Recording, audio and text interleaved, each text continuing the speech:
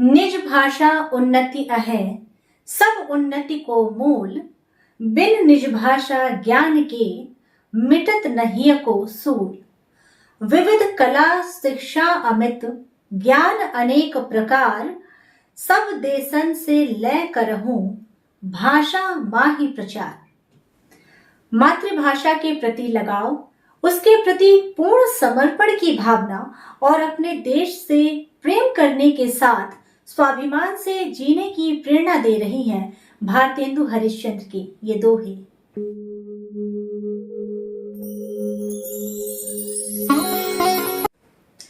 देखा जाए तो हरिश्चंद्र की संपूर्ण साहित्यिक रचनाएं मातृभाषा के प्रति प्रेम, शोषण की खिलाफत करने वाले व्यंग और देशभक्ति के इर्द गिर्द ही घूमती है।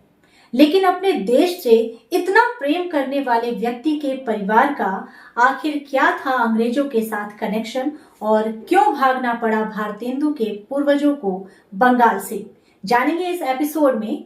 नमस्कार, प्रणाम, स्वागत है आप सभी का हमारे कार्यक्रम जिसका नाम है साहित्य की झरोखे से।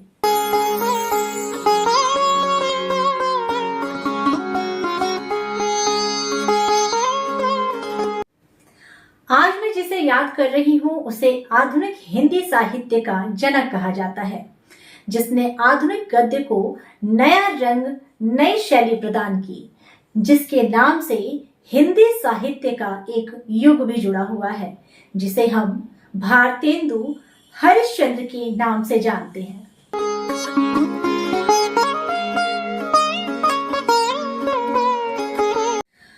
भारतेंदु हरिश्चंद्र का जन्म 9 सितंबर 1850 को काशी के एक प्रतिष्ठित अग्रवाल परिवार में हुआ था। उनके पिता गोपाल चंद एक अच्छे कवि थे और गिरधर दास उपनाम से कविता लिखा करते थे। भारतेंदु को अपने पूर्वजों से विरासत में जो चीजें मिली थी उनमें मुख्य हैं अंग्रेजों का खौफ, पर्याप्त संपत्ति और साहित्यिक पृष्ठभूमि। भारतेंदु ने सिर्फ साहित्यिक विरासत को अपने पास संजोकर रखा, इसके अलावा उन्होंने किसी चीज की परवाह नहीं की।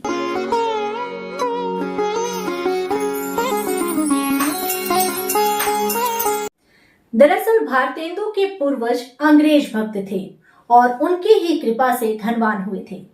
उनके परदादा सेठ फतेह चंद सेठ अमीचंद के 9 बेटों में से एक थे। सेठ फतेह चंद के पोते गोपाल चंद बनारस के एक चतुर व्यापारी थे। जिस तरह कीचड़ में कमल खिलता है, उसी तरह अंग्रेज राजभक्त परिवार में गोपाल चंद के बेटे के रूप में हरिश्चंद्र का जन्म हुआ।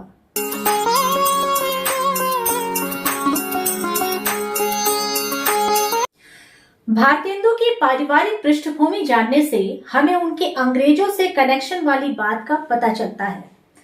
इनके पूर्वज पीढ़ी दर पीढ़ी व्यापार का काम करते थे। ये पहले दिल्ली में रहकर व्यापार करते थे और फिर बाद में बंगाल चले गए। इनके पूर्वजों में ही एक थे सेठ अमीचंद।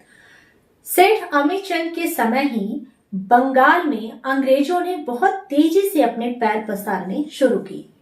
अमीचंद की उन षड्यंत्रों की रचने में प्रमुख भूमिका थी, जिसके परिणाम स्वरूप प्लासी का युद्ध हुआ था। नितांत स्वार्थ लाभ से प्रेरित होकर अमीचंद ने अंग्रेजों की यथेष्ट सहायता की और अंग्रेजों के व्यावसायिक संपर्क में आकर बहुत सारा धन भी अर्जित कर लिया।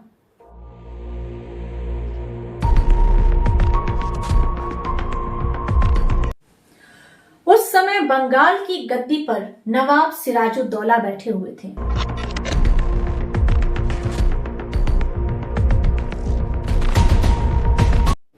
नवाब के विरुद्ध मीर जाफर के साथ मिलकर अंग्रेजों ने जिस गुप्त षड्यंत्र का आयोजन किया था, उसमें भी अमीचंद का बहुत बड़ा हाथ था।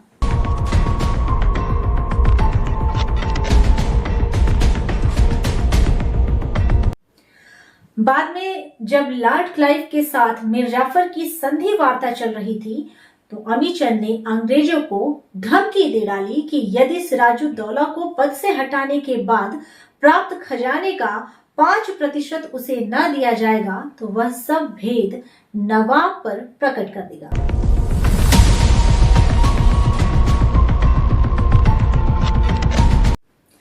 अमीचंद को विश्वास में लेने के लिए लॉर्ड क्लाइव ने 2 संधि पत्र तैयार कराए। एक नकली जिसमें अमीचंद को 5% भाग देना स्वीकार किया गया था और दूसरा असली जिसमें यह अंश छोड़ दिया गया था।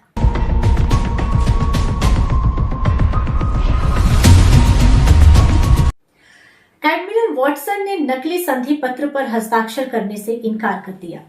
तब लॉर्ड क्लाइव ने उस पर वॉटसन के हस्ताक्षर का नकल कर वह नकली संधि पत्र अमीचंद को दिखाकर उसे आश्वस्त कर दिया। काम निकल जाने के बाद लॉर्ड क्लाइव ने अमीचंद को पैसा देने से साफ मना कर दिया।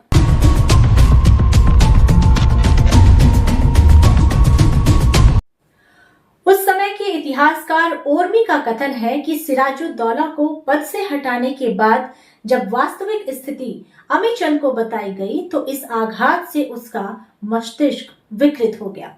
लॉर्ड क्लाइव का कहना था कि अमीचंद उसका विश्वास पात्र नहीं है। क्लाइव की इस धोखेबाजी से अमीचंद को गहरा सदमा पहुंचा। वे पागलों की तरह बंगाल की सड़कों पर उस पीले कागज के टुकड़े को लेकर दौड़ते रहे जिस पर सिग्नेचर किया गया था और अंग्रेजों पर अपना वादा पूरा करने का दबाव बनाते रहे। इसलिए अंग्रेजों ने अमीचंद को गिरफ्तार कर लिया।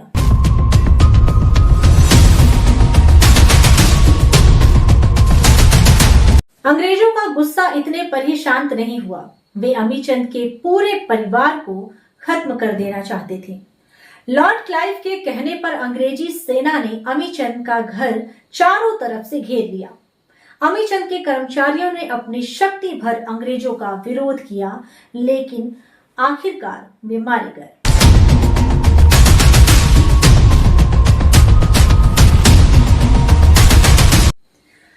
कहते हैं कि अमीचंद के एक जमादार ने जब यह देखा कि अंग्रेज सैनिकों के निशाने पर अब घर की महिलाएं हैं, तो उसने जल्दी से एक बड़ी चिता जलाकर परिवार की 13 महिलाओं की खुद ही हत्या कर दी और उनके सिर चिता में डाल दिए और अंत में उसी तलवार से उसने अपने आप को भी मार डाला। इतने बड़े आघात को अमीचंद झेल नहीं पाए। धीरे धीरे उनका मानसिक संतुलन बिगड़ने लगा और 1-1.5 साल के भीतर ही उनकी मौत हो गई।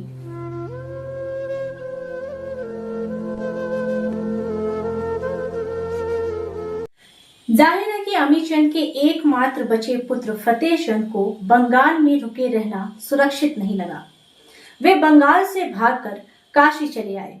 इनका विवाह काशी के एक बड़े सेठ गोकुल चंद साहू की बेटी से हुआ। गोकुल चंद की कोई और संतान न थी, इसलिए फतेह चंद ही उनके उत्तराधिकारी हुए। संतान के नाम पर फतेह चंद को एक बेटा हुआ जिसका नाम हर्षचंद रखा गया। हर्षचंद अपने सरल स्वभाव के कारण काशी की जनता के बीच काफी लोकप्रिय हो गए। हर्षचंद काशी नरेश के भी विश्वास पात्र थे। रियासत की बहुमूल्य धन संपदा उनके यहाँ ही रखी जाती थी। यही परंपरा हर्षचंद के बेटे गोपाल चंद के समय भी जारी रही।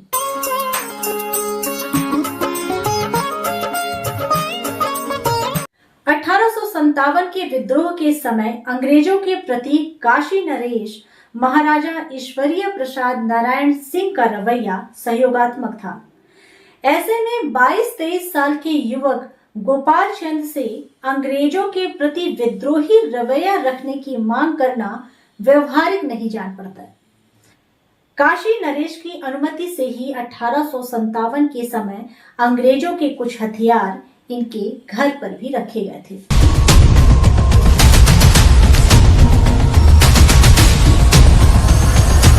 अठारह में प्रथम भारतीय स्वतंत्रता संग्राम के समय हरिश्चंद्र की आयु 7 वर्ष की रही होगी। हिंदुस्तान में जगह जगह स्वतंत्रता के लिए आंदोलन हो रहे थे। ये वही दिन थे जिसके प्रभाव से उनकी आंखें खुली और उनके अंदर देशभक्ति की लहरों ने हिलोरे मारने शुरू कर दिए, जो कभी बंद नहीं हुए।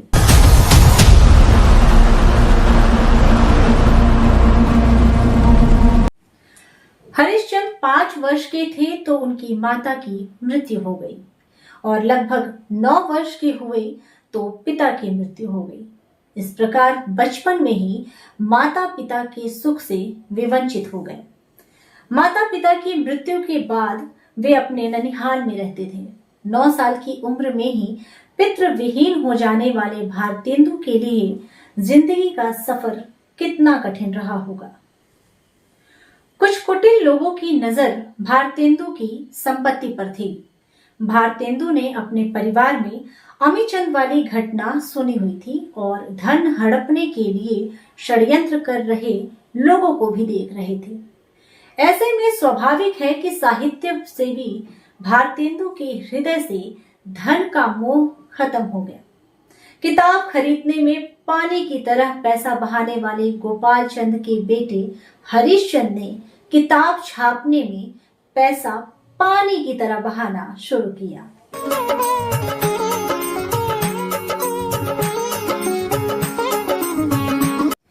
उनको काव्य प्रतिभा अपने पिता से विरासत के रूप में मिली थी। उन्होंने 5 वर्ष की अवस्था में ही एक दोहा बनाकर अपने पिता को सुनाया और सुकवि होने का आशीर्वाद प्राप्त किया।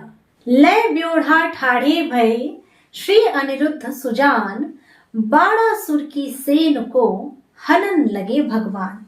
15 वर्ष की अवस्था से ही भारतेंदु ने साहित्य सेवा प्रारंभ कर दी थी। 18 वर्ष की अवस्था में उन्होंने 1868 में कवि वचन सुधा नामक पत्रिका निकाली, जिसमें उस समय के बड़े बड़े विद्वानों की रचनाएं छपती थी। 1873 में हरिश्चंद मैगजीन और 1874 में स्त्री शिक्षा के लिए बाला बोधनी नामक पत्रिकाएं निकाली। औरतों की शिक्षा से संबंधित उनकी कई किताबें हैं। नील देवी ड्रामा का विषय भी नारी शिक्षा ही है। आधुनिक शिक्षा और तकनीकी के वह प्रशंसक थे, इसलिए मल्लिका विक्टोरिया और प्रिंस ऑफ वेल्स को बहुत सम्मान की दृष्टि से देखते थे।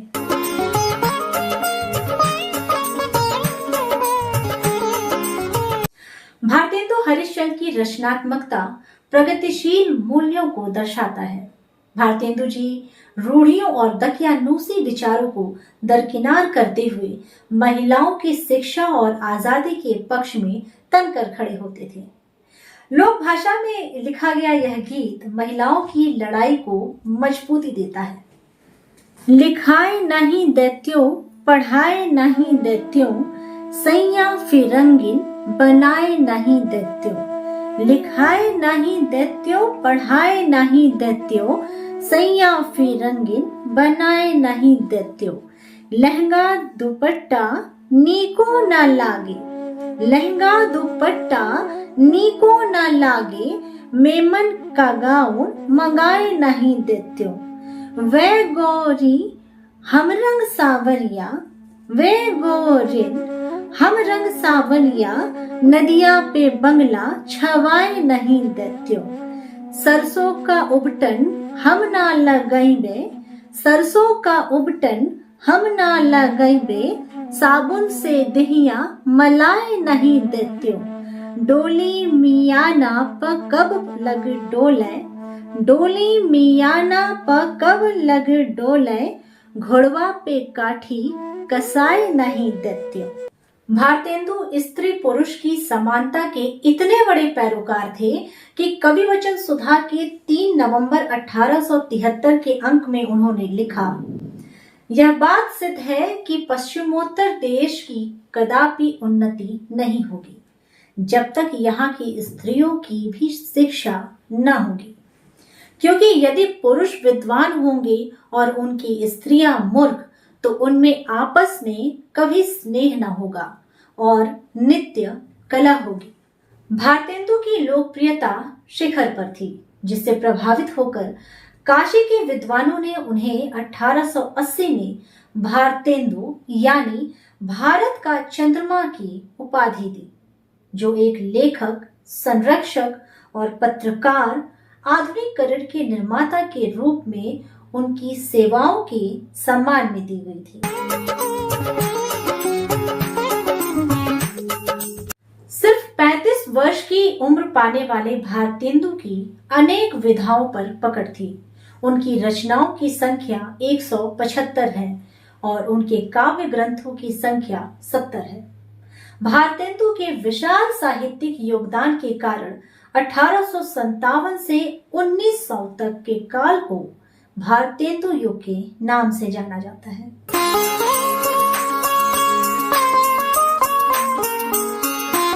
नाटककार के रूप में उनकी पहचान अस्थायी है। उनके प्रसिद्ध ड्रामों में भारत दुर्दशा, सत्य हरीश, नील देवी और अंधेर नगरी उल्लेखनीय है। भारत दुर्दशा भारतेंदु द्वारा सन 1875 में रचित एक हिंदी नाटक है। यह राष्ट्रीय चेतना का पहला हिंदी नाटक है। इसमें भारतेंदु ने प्रतीकों के माध्यम से भारत की तत्कालीन स्थिति का चित्रण किया है।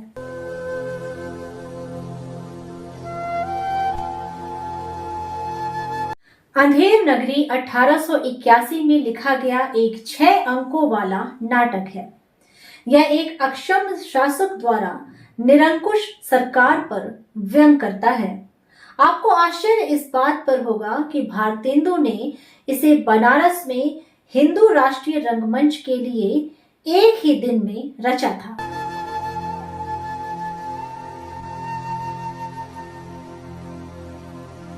तेज याददाश्त और स्वतंत्र सोच रखने वाले भारतेंदु कई भारतीय भाषाओं के जानकार थे। उन्होंने अपनी मेहनत से संस्कृत, पंजाबी, मराठी, उर्दू, बांग्ला, गुजराती भाषाएं सीखी। हालांकि अंग्रेजी उन्होंने बनारस में उस दौर के मशहूर लेखक राजा शिव प्रसाद सितारे हिंद से सीखी। ये इनके गुरु भी थे।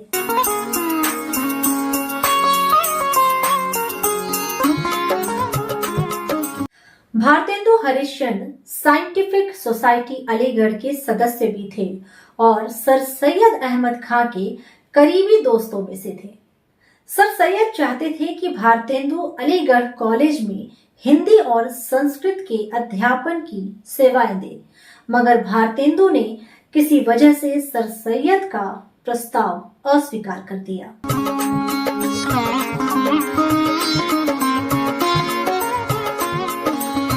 सर सैयद अहमद खां जब बनारस कोर्ट में जज थे तो भारतेंदु के खिलाफ एक सैलानी ने रिट दायर की। केस सर सैयद की अदालत में था। सर सैयद ने हल्का सा जुर्माना लगाकर उन्हें बरी कर दिया। सर सैयद अहमद खां से गहरे संबंध होने के बावजूद भारतेंदु उनके सिद्धांत के विरोधी भी थे।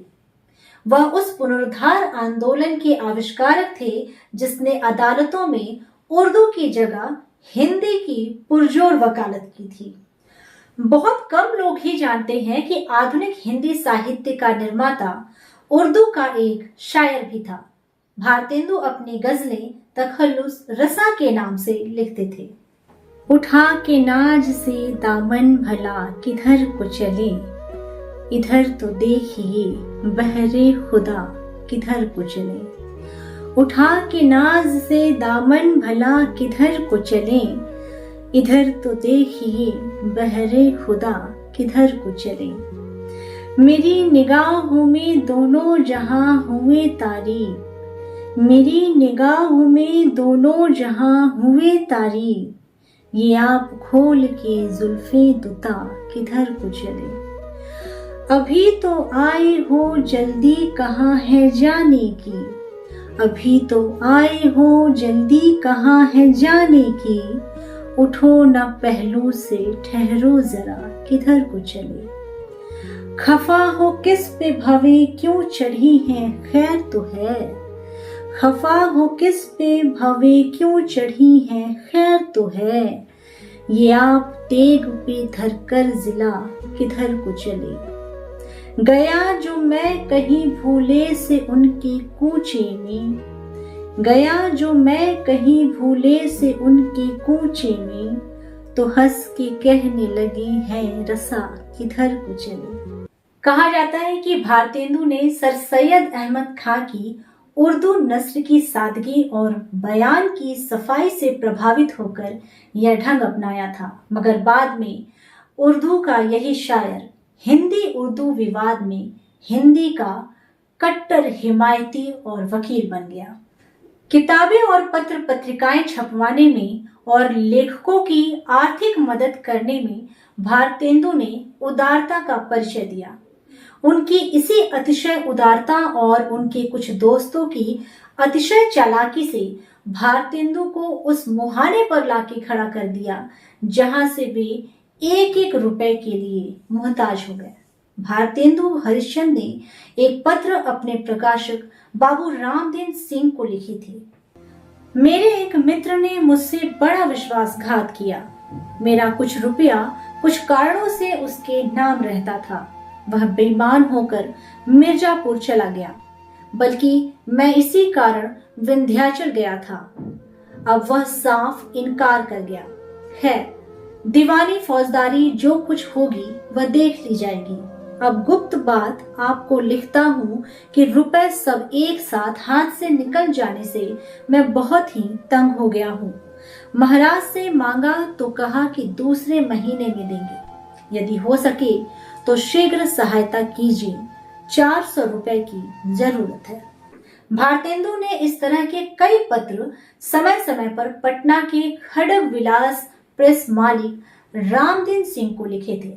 लिखे भी क्यों नहीं, पैसे मांगने का उनका अधिकार था। इस प्रेस को भारतेंदु हरिश्चंद्र की रचनाएं छापने का एकाधिकार प्राप्त था।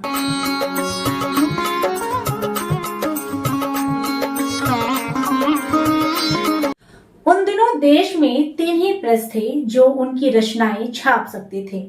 अन्य 2 प्रेसों ने छापने से इनकार कर दिया था। फलस्वरूप यह सौभाग्य बिहार को मिला।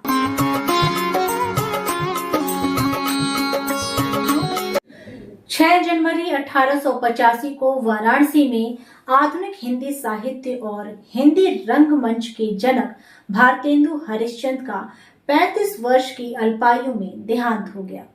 आइए चलते चलते देखते हैं भारतेंदु हरिश्चंद्र रसा की एक और गजल। बैठे जो शाम से तेरे दर पे सहर हुई, बैठे जो शाम से तेरे दर पे सहर हुई, अफसोस ये कमर की न मुत्तलक खबर हुई। अरमान वस्ल यूं ही रहा सो गए नसीब, अरमान वस्ल यूं ही रहा सो गए नसीब, जब आंख खुल गई तो यकायक सहर हुई। पछताता हूँ कि आंख अबस तुमसे लड़ गई, पछताता हूँ कि आंख अबस तुमसे लड़ गई, बरछी हमारे हक में तुम्हारी नजर हुई। छानी कहाँ न खाक न पाया कहीं तुम्हें, छानी कहाँ न खाक न पाया कहीं तुम्हें, मिट्टी मेरी खराब अबस दर बदर हुई। ध्यान आ गया जो शाम को उस जुल्फ का रसा, ध्यान आ गया जो शाम को उस जुल्फ का रसा, उलझन में सारी रात हमारी बसर हुई। आशा है आपको हमारा ये एपिसोड जरूर पसंद आया होगा। आप अपने सुझाव हमसे जरूर साझा करते रहिए। जानकारी पसंद आई हो तो लाइक करें और इसे दूसरों के साथ शेयर भी करें। और हाँ, मुझे जरूर बताएं कि क्या आप जानते थे कि भारतेंदु एक शायर भी थे, या क्या आप जानते थे कि भारतेंदु के पूर्वजों का अंग्रेजों के साथ क्या कनेक्शन था। अपने जवाब मुझे जरूर दीजिए। आज के एपिसोड में बस इतना ही। कार्यक्रम की अगली कड़ी में मैं फिर हाजिर होंगी कुछ और नए किस्सों के साथ। तब तक आप देखते रहिए साहित्य की झरोखे से। नमस्कार।